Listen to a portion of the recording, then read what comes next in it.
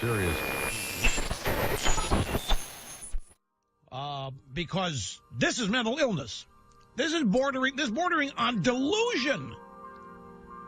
It really is incredible. So we ought to register these journalists. We ought to do background checks on these people to see which of them are mentally ill. And if they are, deny them access to the public airwaves and the newspapers. Because they're dangerous. They're dangerous. They're dangerous. They're dangerous.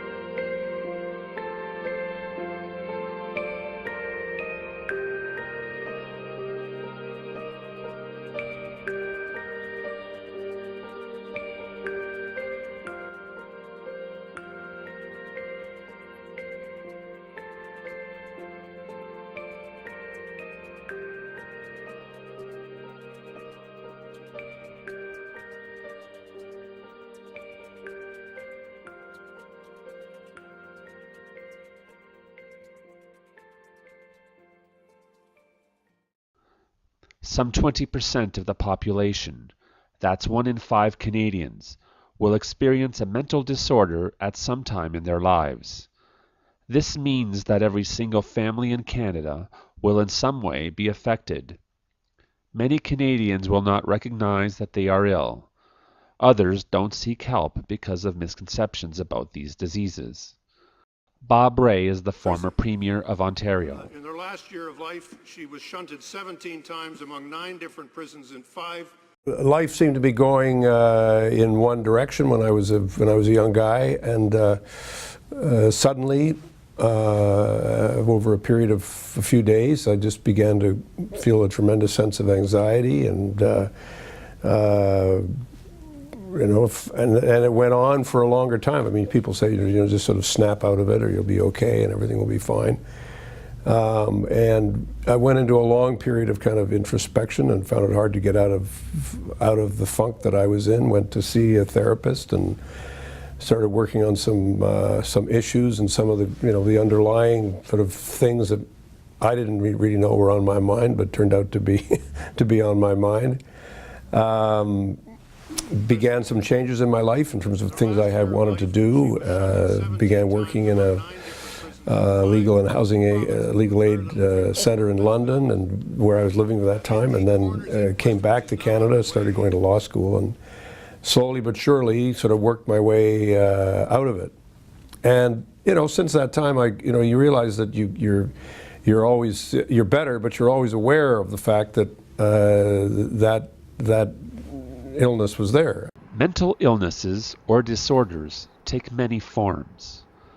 What they have in common is that they affect a person's thoughts, emotions, and behaviors. The key difference from simply having a bad day is how long the feeling lasts and how seriously it affects your life. Can I lock this? Or not? Yeah, I don't think I need to get in there for anything. Susan Roach is the manager at Community Addiction and Mental Health Resource Center of Aldermont and Norfolk.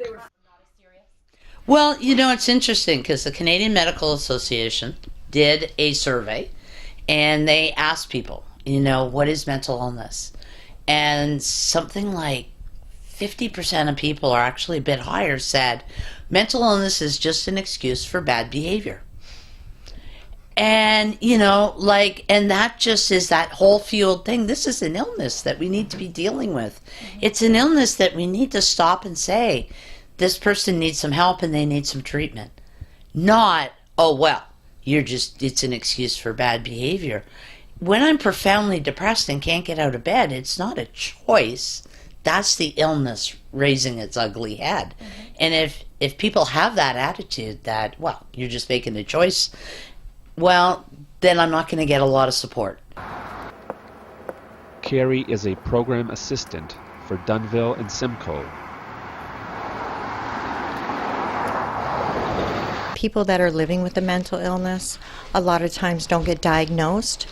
Quite often a person living with bipolar usually takes 8 years and 4 doctors later before they will actually be diagnosed, and then it's trial and error with the medications.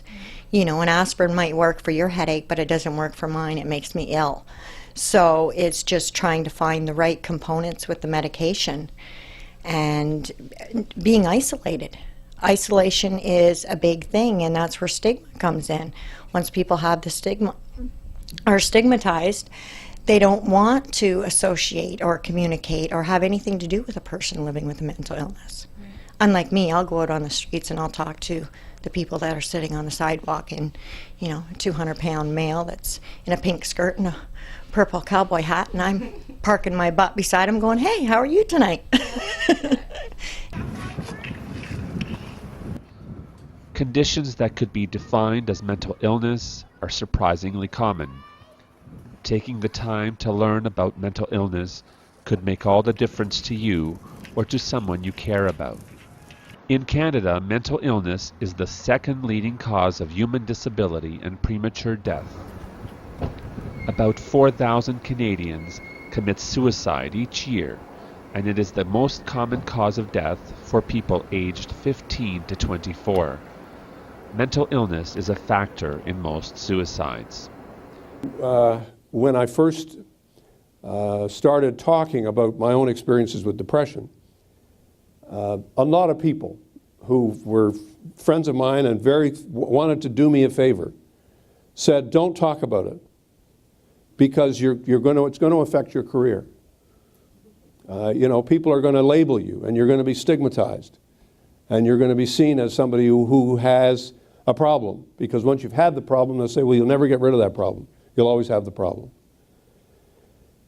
And they were trying to be helpful, and they weren't being cruel or hurtful. They weren't saying, something mean to me. They thought they were acting in my own best interest. But the reality is that if all of us are not prepared to talk about the fact that we've had an experience with mental illness, the same way we talk about the fact that we've had heart surgery or have had a broken leg, we're not going to move very far. We're not going to move this debate anywhere near the direction that we need to move it in. And, so if we're not getting this messaging out and changing the level of understanding, then we're going to have a lot of problems down the line.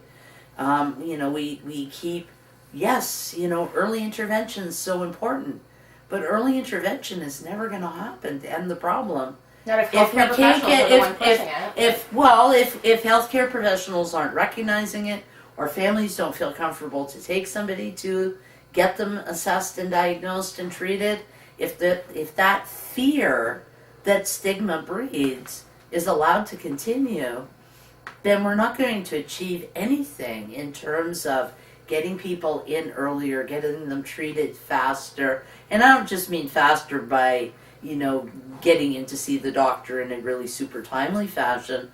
But if we can go from somebody starts having symptoms to they get their treatment much earlier, the chances for recovery are so much better.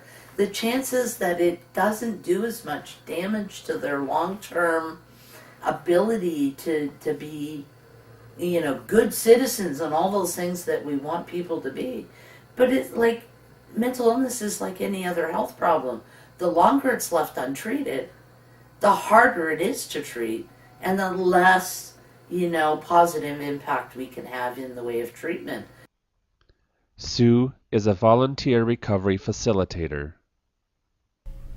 If you suspect and if you have a mental illness, whether you're on medication or not, and you need help, please get it. Don't worry about what other people think. Don't worry about what other people do. You're doing it for you. The sooner you feel well, because you will feel well, the greater gifts you'll get, for sure. Because if you feel well, the gifts will come for you. And good people who do good things get back good things. So.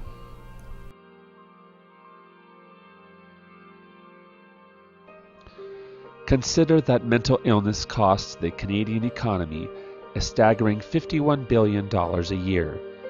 It's surely everyone's concern. So why are we so reluctant to talk about the problem? The first thing we need to do is gain some basic understanding. It's time to fight the stigma of mental health. It's time to separate myth from fact.